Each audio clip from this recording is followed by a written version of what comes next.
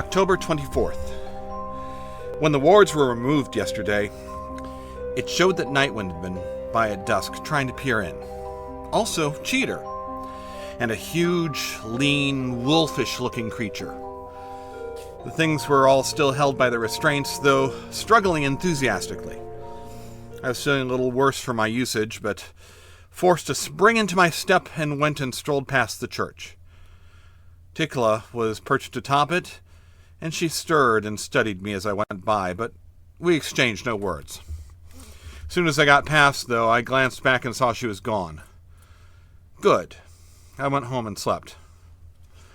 This morning I learned from Larry that Mrs. Enderby had run off to town as soon as word of Rastoff's death became current.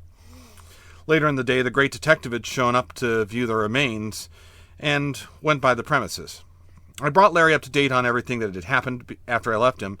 He assured me that he had not been by the house last night. He told me he had intended to rescue Lynette, but she was safe enough for now. If he freed her too early, there would be both pursuit from the physical and the non-physical. Now that power was rising strongly, and more importantly, there would be time for the vicar to make other plans, jeopardizing some other unknown innocent. The timing, he said, would be very important. Weakening the vicar this way, he decided, could well be his main part in things. I told him that I'd help any way I could. I rested a lot afterwards, and I visited with Greymouth. It began to rain late that night, a steady drizzle. Jack was in his laboratory distilling essences or something like that. I'd spoken with him last night, of course, between midnight and 1, keeping him current on all the particulars of my adventures. Isn't your association with Jill a little awkward this far along in the game? I said. Strictly professional, he'd replied. Besides, she's a good cook. What about you and the cat? We get along well. Any chance of you getting Jill to change her mind about opening? I don't think so, he answered.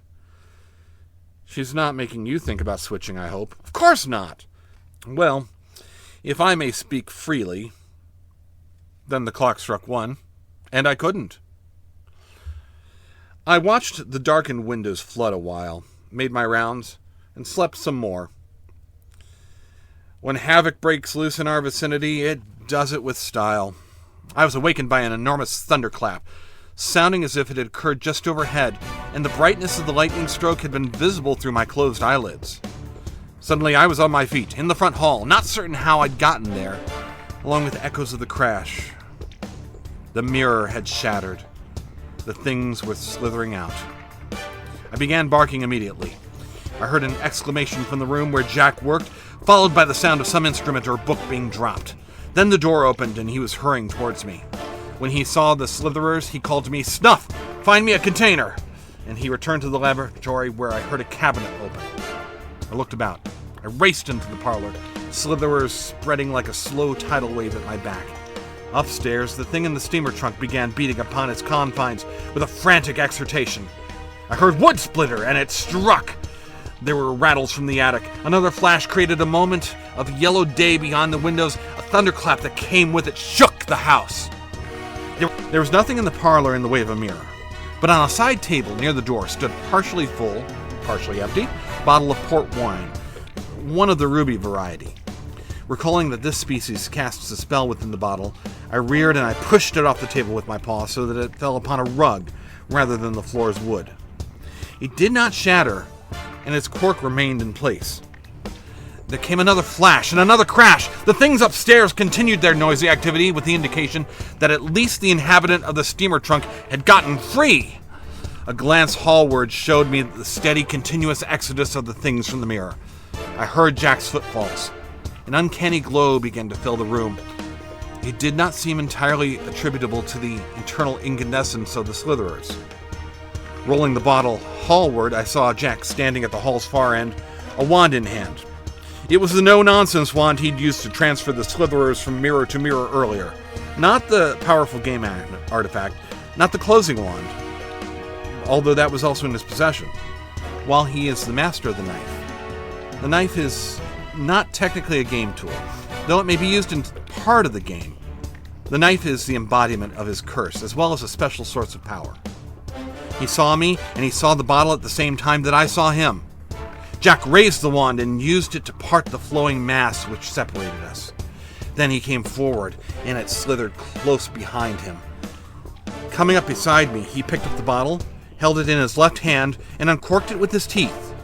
There came another thunder roll, and the eerie lightning assumed a definite greenish cast, giving Jack a corpse-like appearance. There was a scrambling sound overhead, and the yellow-eyed thing from the steamer trunk bounded down the stair, cracking the banister as it came. "Deal with it, Snuff," Jack said. "I can't." He turned his attention and his wand upon the things from the mirror, compelling the nearest to enter the bottle. I gathered myself and sprang against the flow of slitherers, moving to the foot of the stair, my lips curled back and hair bristling as the thing came down. It's too bad its neck was so short. I know I was going to have to tear out his throat. The green light hung above it, and the rain sounded like thrown gravel against the roof and windows.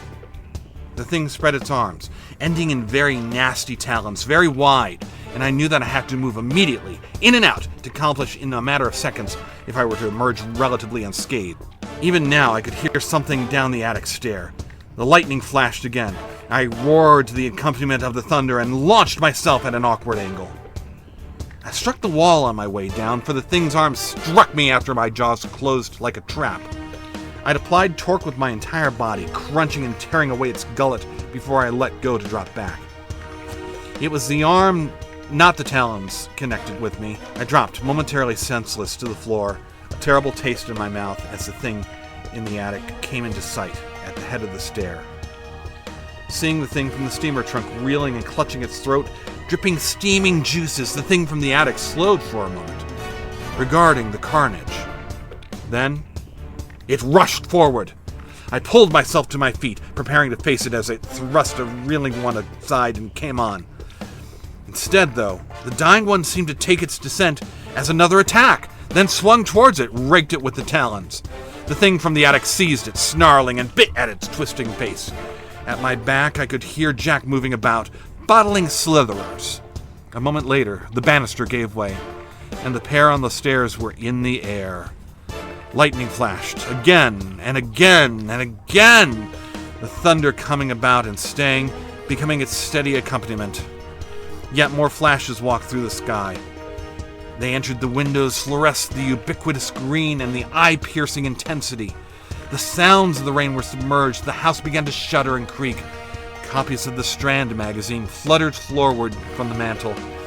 Pictures fell from the walls. Sets of Dickens fell from the shelves.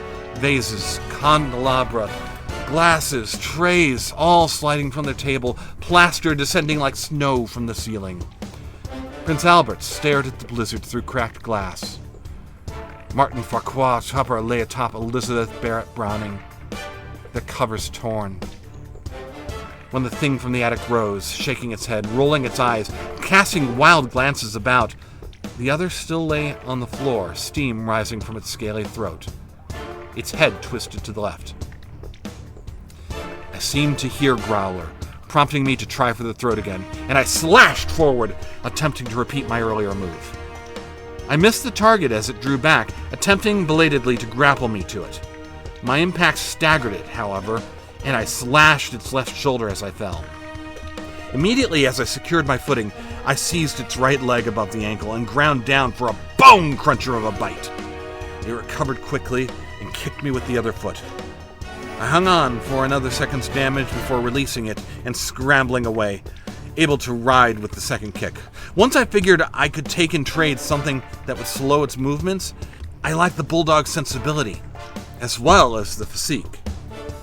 The lightning and the thunder had continued steadily the entire while, the thunder now having achieved the state of continuous roaring, as of a tornado singing its deep-throated song about the house, and the intensity of the light was moving through us.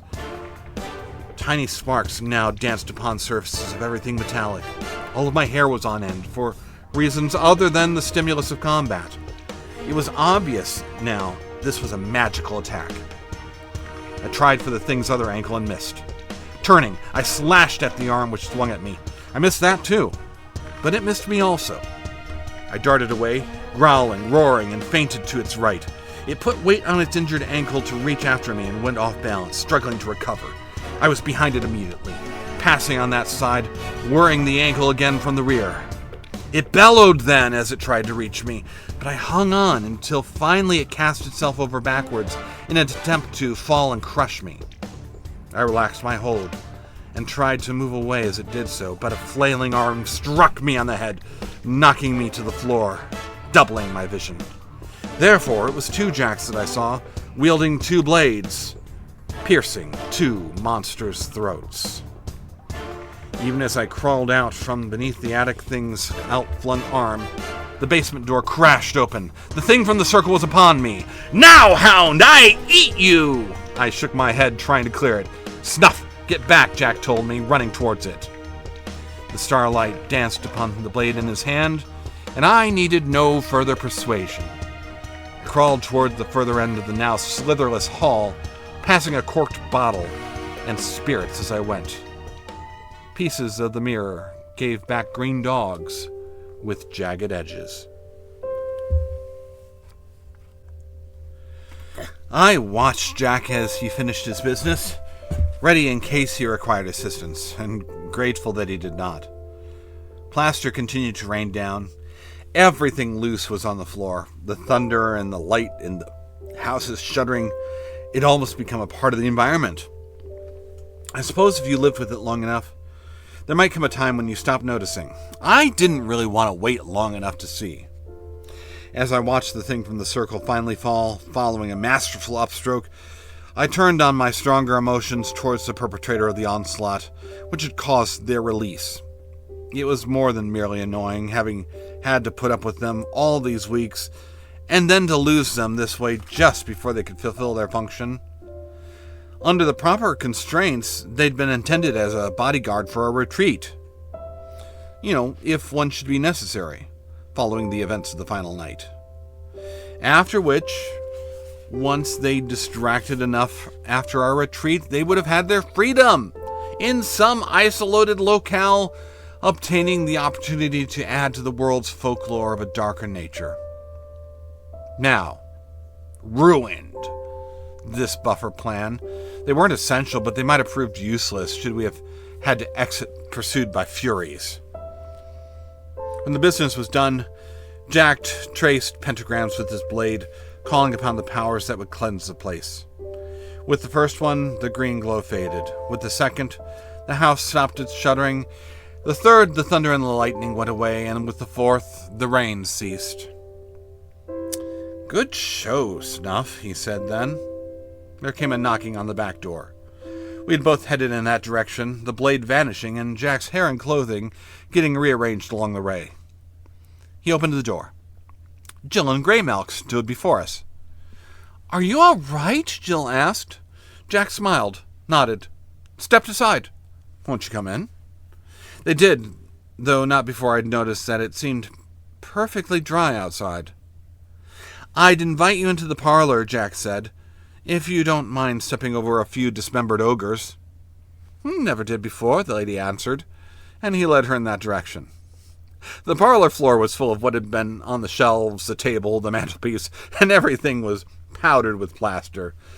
Jack raised the sofa cushions one by one, punching each and turning it upside down before replacing it. She took the seat he offered her, which afforded a view of a broken mirror and slashed demonic carcasses sprawled in the hall. The clock chimed 11:45. "I'll have to offer you sherry," Jack said. "The port's gone bad." "Sherry will be fine." He repaired to the cabinet, fetching back 2 glasses and a bottle. After he'd poured a pair and given her one, he raised the other and looked at her over it. "What prompts your visit?" he asked. "Well, I haven't seen you in over an hour," she replied, taking a small sip of sherry. "That's true," he answered, sipping his own, "but that's often the way with us. Every day, in fact. Still, I refer to the house as well as your person," she said. "I heard a small sound earlier, as of the tinkling of a crystal bell from this direction. When I looked this way, I saw nothing but a well of impenetrable darkness." "The old crystal ball effect," he mused. "Haven't seen that one since Alexandria." So you didn't hear any of the thunder? You didn't see the lightning? No, not at all.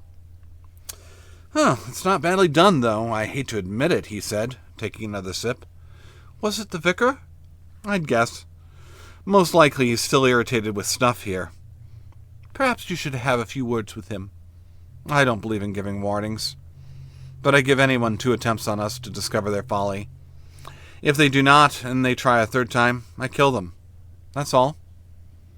He sent those creatures after you? She gestured towards the hall. No, those were my own. They got loose during the attack. Must have involved a general manumission spell. Pity. I'd better have use for the fellows than this. She set down her glass, rose, visited the hall, and inspected them. She returned a little while later. Impressive. What are they? What have they got done to them? She seated herself again. What I'm wondering the most, though, is what you're going to do with them now. He said, toying with his glass. It's rather far to the river. I nodded vigorously. I suppose I could just stow them in the basement, throw a piece of canvas over them, something like that. They might start to smell pretty bad. They already smell pretty bad. It's true, but it'd be awkward if they were discovered. Maybe someone official would be looking after they start to decompose. I conceded, okay, I suppose I could just dig a big hole somewhere, maybe bury them. You wouldn't want to do it around here. They look too husky to lug far. Okay, you've got a point. Do you have any ideas? No.